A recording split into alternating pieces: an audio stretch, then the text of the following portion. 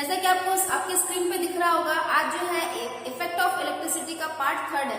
Part third यहाँ पे मैंने मेंशन भी किया है ताकि आप जो है वीडियो देखते समय पार्ट बाय पार्ट करके ही देखें। इधर जो है अभी क्या होता है कि बच्चे नोट्स बनाते हैं तो पार्ट बाय पार्ट नहीं रहने पे, मतलब नहीं मेंशन करने पे क्या होता है, कहीं का नोट्स कहीं पे बन जा रहा है। बच्चे यहाँ पे जो है कमेंट कर रहे थे कितनी बार, तो ये जब आप वीडियो देखते हैं तो बिना स्किप किए हुए देखिए और पार्ट बाय पार्ट यहाँ पे मेंशन किया, उसके अनुसार लिखे भी, नोट्स भी बनाए और वीडियो देखे भी। ठीक है, तो चलिए बिना देर किए हुए स्टार्ट करते हैं आज का जो हमारा सेशन है।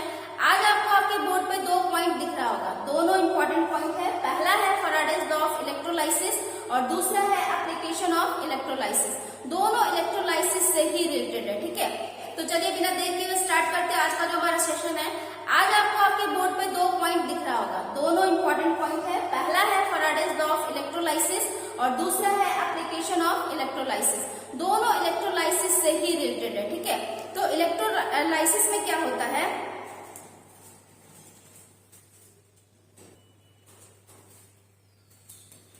मैं आपको बता रही थी यहाँ पे फैराडे लॉ ऑफ इलेक्ट्रोलाइसिस में। तो सबसे वर्ड जो है कॉमन क्या दोनों में लिखा है आपको, इलेक्ट्रोलाइसिस है। क्या है, इलेक्ट्रोलाइसिस। तो सबसे पहले आपको समझना है इलेक्ट्रोलाइसिस होता क्या है। ठीक है, तो इलेक्ट्रोलाइसिस से पहले आपको एक वर्ड जानना है, इलेक्ट्रोलाइट। इलेक्ट्रोलाइट से ही मिलकर बना है इलेक्ट्रोलाइसिस। ठीक है, तो पहले आप ये जो वर्ड है इलेक्ट्रोलाइट पहले उसको समझेंगे, उसके बाद इलेक्ट्रोलाइसिस समझेंगे और उसके बाद ये प्रोसेस बाय प्रोसेस इसको समझना है आपको। ठीक है, तो इलेक्ट्रोलाइट क्या होता है, इलेक्ट्रोलाइट बोलते हैं वैसा तरल चालक को या लिक्विड कंडक्टर को जिसमें इलेक्ट्रोड देने पर क्या होता है, उसका जो आयंस होता है इलेक्ट्रोलाइट का वो क्या होता है, बट जाता है आपस में। ठीक है, सपोज क्या है, AgNO3 है सपोज। ठीक है, AgNO3 है, तो यहाँ पे क्या होगा, Ag जो है ये प्लस में चला जाएगा और NO3 जो है ये माइनस में चला जाएगा। मतलब कहने का क्या है कि आपको कंफ्यूज नहीं होना, इलेक्ट्रोलाइट भी उसी को बोल रहे हैं, लिक्विड कंडक्टर भी उसी को बोल रहे हैं। क्लियर है ये चीज। अब इसका एग्जाम्पल और हो सकता है, H2SO4 हो गया। ठीक है, या फिर AgNO3 तो हो चुका है, CuSO4 हो सकता है। ठीक है, तो ये जो आपका इतना सारा आपको दिख रहा है यहाँ पे, ये क्या है, इलेक्ट्रोलाइट है। इलेक्ट्रोलाइट है क्या, तो इलेक्ट्रोलाइट एक ऐसा लिक्विड कंडक्टर है जिसमें इलेक्ट्रोड के थ्रू करंट, डीसी करंट देने पे क्या होता है, ये अपने अपने आयंस में बढ़ जाता है। क्लियर हो गया। अच्छा, अब आता है इलेक्ट्रोलाइसिस। तो फिर से वही वर्ड आप देखो, दोहराओ, क्या है, जब किसी तरल चालक में या लिक्विड कंडक्टर में हम लोग इलेक्ट्रोड के थ्रू डीसी करंट देते हैं तो क्या होता है, ये अपने आयंस में बढ़ जाता है और इस पूरे प्रोसेस को क्या कहते हैं, इलेक्ट्रोलाइसिस कहते हैं। कहने का मतलब इलेक्ट्रोलाइट और इलेक्ट्रोलाइसिस क्या है, सेम है, खाली इलेक्ट्रोलाइसिस में क्या होता है, प्रोसेस को बोला जाता है, जो पूरा होल प्रोसेस हुआ इसको बोलते हैं इलेक्ट्रोलाइसिस। ठीक है, तो अब जो पढ़ते हैं अपना फैराडेज लॉ ऑफ इलेक्ट्रोलाइसिस में। फैराडे जो वैज्ञानिक थे इनका नाम था माइकल फैराडे, पूरा का पूरा नाम। ठीक है, माइकल फैराडे। तो ये जो है अपना आप सोच रहे हो कि मैम ये तो फैराडे जो है मैंने पहले भी मैग्नेट वाले चैप्टर में पढ़ा था। तो फैराडे जो वैज्ञानिक है उन्होंने मैग्नेट चैप्टर के लिए भी 2 लॉ दिए थे जिसको हम लोग बोलते हैं Faraday's law of electromagnetic induction. ठीक है, और दूसरा आपका है फैराडेज लॉ ऑफ इलेक्ट्रोलाइसिस के नियम। यहाँ भी इन्होंने 2 नियम दिए। ठीक है, 2 नियम दिए। तो पहला नियम क्या कहता है, यहाँ पे 2 पॉइंट आपको दिख रहा है, दोनों पॉइंट न्यूमेरिकल जैसा लिखना होता है, लिख दिया मैंने, लेकिन आपको समझना है अभी कि पहला नियम और दूसरा नियम होता क्या है। ठीक है, तो पहला नियम क्या होता है इलेक्ट्रोलाइसिस का, इसमें बोलते हैं कि कोई भी इलेक्ट्रोलाइसिस से निकलने वाला, इलेक्ट्रोलाइसिस पूरा प्रोसेस हुआ, उससे निकलने वाला जो पदार्थ होगा उसका मास, ठीक है, वो डायरेक्टली प्रोपोर्शनल होगा करंट के। कहने का मतलब क्या है, करंट मास को जैसे ही बढ़ाएंगे तो करंट आपका जो है डायरेक्टली प्रोपोर्शनल है, मतलब क्या होगा, डायरेक्टली इफेक्ट करेगा। ये बढ़ाएंगे तो ये वाला मेरा बढ़ेगा, ये घटाएंगे तो ये वाला मेरा घटेगा। क्लियर हो रहा है, ये बढ़ाएंगे तो ये बढ़ेगा, ये घटाएंगे तो ये भी घटेगा। मतलब समानुपाती बोलने का मतलब वही होता है कि आपका जो पहला वाला के साथ जो भी प्रोसेस हो रहा है दूसरे वाले के साथ भी वही हो। फिर से दोहरा रही हूँ, फर्स्ट वाला जो लॉ है, प्रथम नियम क्या कहता है, इलेक्ट्रोलाइसिस से निकलने वाला पदार्थ का जो मास होता है वो आपका जो है करंट के डायरेक्टली प्रोपोर्शनल होता है। क्लियर है। सेकंड वाला नियम क्या कहता है, यहाँ पर सेकंड नियम आपको दिख रहा है, M/M2 is equal to E1:E2। ठीक है, तो यहाँ पे क्या है आपका जो दूसरा नियम है, इसमें दूसरा नियम में क्या कहता है, तो दूसरा नियम कहता है कि इलेक्ट्रोलाइट, कोई भी इलेक्ट्रोलाइट, सपोज आपके पास ये इलेक्ट्रोलाइट हो या फिर ये हो या फिर ये हो, तो कोई भी इलेक्ट्रोलाइट में सेम अमाउंट ऑफ करंट, ठीक है, सेम अमाउंट ऑफ करंट देने पर जो पदार्थ है उसका जो मास है, पदार्थ का जो मास है वो जो है उस समानुपाती केमिकल इक्विवेलेंट थे। अच्छा, अब ये वर्ड आ रहा है केमिकल इक्विवेलेंट, क्या रहा है केमिकल इक्विवेलेंट, केमिकल इक्विवेलेंट ये क्या है, तो ये है एटॉमिक वेट बाय वैलेंसी, क्या है एटॉमिक वेट बाय वैलेंसी।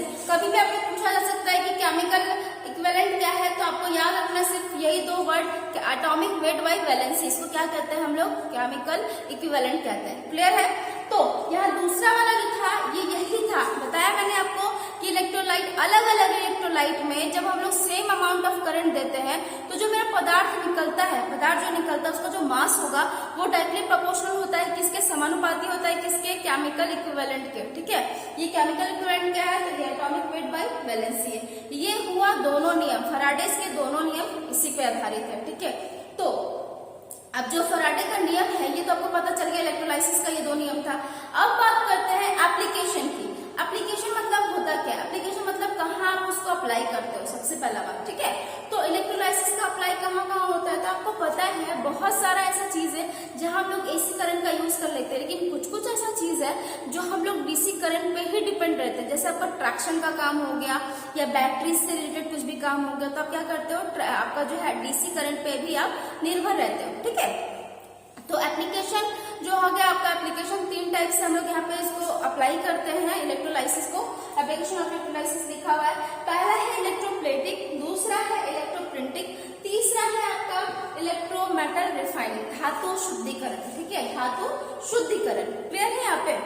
अब पहले पॉइंट पे आते हैं हम लोग। ठीक है, पहला पॉइंट क्या बोलता है, इलेक्ट्रोप्लेटिंग। ठीक है, इलेक्ट्रोप्लेटिंग क्या है, तो किसी रासायनिक क्रिया द्वारा, ठीक है, किसी भी रासायनिक क्रिया द्वारा एक धातु पर दूसरे धातु का परत चढ़ाना और डीसी करंट की सहायता से, उसको हम लोग क्या बोलते हैं, इलेक्ट्रोप्लेटिंग बोलते हैं। क्या बोलते हैं, इलेक्ट्रोप्लेटिंग। इसको हम लोग दूसरे नाम से बोल सकते हैं विद्युत लेपन। क्या बोलते हैं, विद्युत लेपन। सपोज जैसे आप देखते हो ना कभी कभी कि चांदी के गहने पे क्या करता है, सोने का पानी चढ़ाता है, तो ये क्या है, ये तो चांदी के अलग धातु, सोना के अलग धातु, दोनों का परत को क्या कर रहा है, दोनों पर एक ओवरलैप कर रहे हैं एक के दूसरे परत पे, है ना।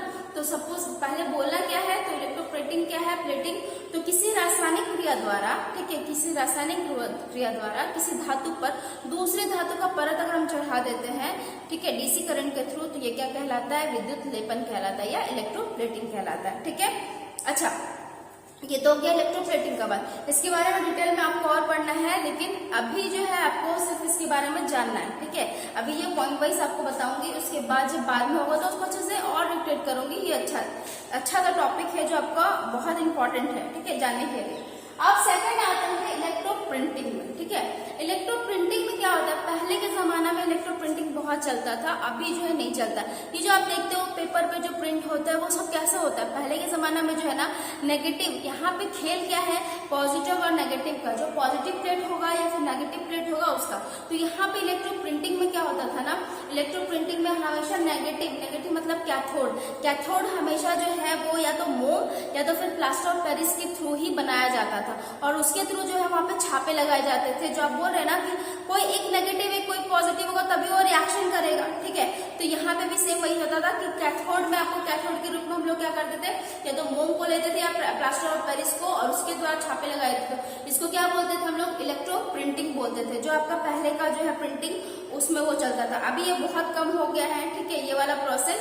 अब आता है आपका धातु शुद्धिकरण, जिसको हम लोग बोलते हैं इलेक्ट्रोमेटल रिफाइनिंग। ठीक है, इलेक्ट्रोमेटल रिफाइनिंग है क्या, बहुत बार देखते हैं आपको धातु शुद्धिकरण होता है, कितना बार ऐसा धातु को साफ किया जाता है। ठीक है, साफ मतलब धो पोंछ के साफ नहीं किया जाता है, इसका अपना एक प्रोसेस होता है, रासायनिक क्रिया होती है जिसके द्वारा जो है वो साफ होता है। ठीक है, तो बहुत बार क्या होता है कि आपका जो मेटल है, दो इलेक्ट्रोड में एक जो पॉजिटिव होता है एक तो नेगेटिव होता है। ठीक है, तो कई बार क्या होता है कि आपका जो भी कोई इलेक्ट्रोलाइट होगा, कोई भी इलेक्ट्रोलाइट, सपोज CuSO4 है, ठीक है, सपोज CuSO4 है, उसको अगर हम लोग शुद्ध करना है तो क्या करेंगे, तांबे का छड़ डालकर तांबे का जो इलेक्ट्रोड होगा वो डालेंगे, तो क्या होगा, जो अशुद्धि है वो क्या होगा, आपका कैथोड की तरफ जो है बैठ जाएगा, और बैठने के कारण क्या होगा, जो आपका इलेक्ट्रोलाइट है, जो आपका शुद्ध जो इलेक्ट्रोलाइट होना चाहिए वो आपका छनकर खुलकर आपके पास दिख जाएगा आपको। ठीक है, समझ रहे बात को क्या बोल रही हूँ। ये सब बैटरी वगैरह में होते हैं, कई बार आप देखोगे जिसको गाद बोलते हैं, कई बार क्या होता है प्लेट जो है वो झड़ के नीचे बैठ जाता है, तो ये है क्या है, धातु शुद्धिकरण में ही आता है। इसका डिटेल में आगे आपको जो है आगे वाले वीडियो में पार्ट में बताऊंगी अच्छे से। तो आज आपने जाना इलेक्ट्रोलाइसिस, आपका जो है फैराडेज लॉ ऑफ इलेक्ट्रोलाइसिस के बारे में और एप्लीकेशन ऑफ इलेक्ट्रोलाइसिस के बारे में। आशा करती हूँ आज का क्लास जो है आपको समझ में आया होगा।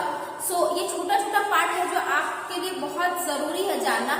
आप जो है वीडियो को भी बिना स्किप किए इसी तरह देखें और पसंद आए तो ढेर सारा लाइक दे और साथ ही चैनल को सब्सक्राइब भी करें। आज के लिए इतना ही, थैंक यू।